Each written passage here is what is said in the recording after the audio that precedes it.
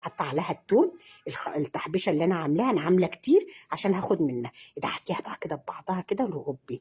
انا كل الطاجن ده ولا الصينيه دي هعملها بمعلقتين اتنين زيت. نزلت معلقه وهقول لكم المعلقه التانيه هنزلها امتى. كل دي هتعمل بمعلقتين اتنين زيت فقط لا غير.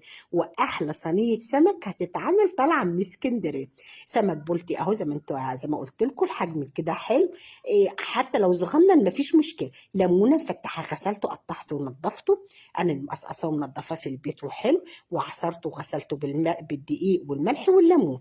حبش بقى دقيق ده، بص مسحه بسيطه كده خالص من التوابل اللي احنا عاملينها، عشان احنا هنحط فوقها وتحتها وتتشرب منها، بس لازم تتبليها برضه. قطعت السمكه كده علشان هي تعمل عدد وكمان تستوي وتبقى حلو، لان السمكه ما شاء الله كبير.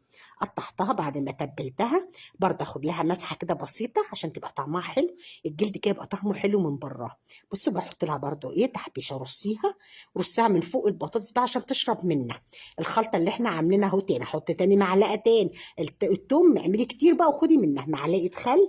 في الاخر بقى معلقه زيت اللي قلت لكم على كده، معلقتين اتنين زيت وحبه ملح. كده كده احنا حاطين التوابل في التوم.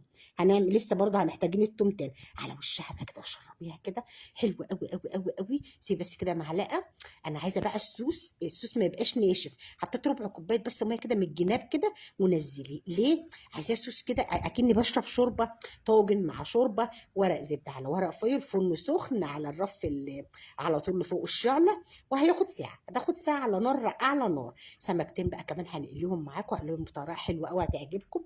عصره ليمون هتبلها بدقيق، وبرده هعفرها بدقيق ونشا وبس. بص بعد ما هو بعد ما حشيتهم بقى كده وتبلتهم، حبه دقيق، نص كوبايه دقيق على قد بقى السمك اللي عندك، معلقتين نشا.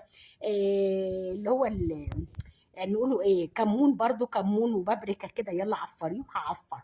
وحاجه بقى كمان هقول لك كمان، مش هننزل بقى كده في الزيت على طول، لا. حط بس فتحتين ليمون كده، وفي ليمونتين برضه احطهم على وش السمك لما يستوي.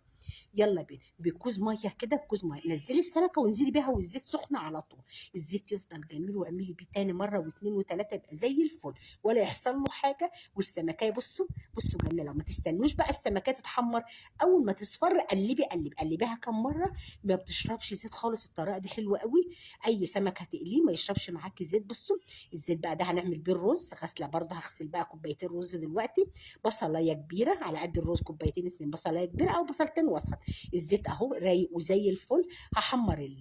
هحمر البصل. اول ما تصفر هنزل بمعلقه التوم، اخر معلقه توم بقى من اللي احنا عاملين التوم اللي احنا محبشينها الجميله. الخلطه بتاعت السمك دي بتودي برضو رز الصيادات ده في حته تانيه. غسله كوبايتين رز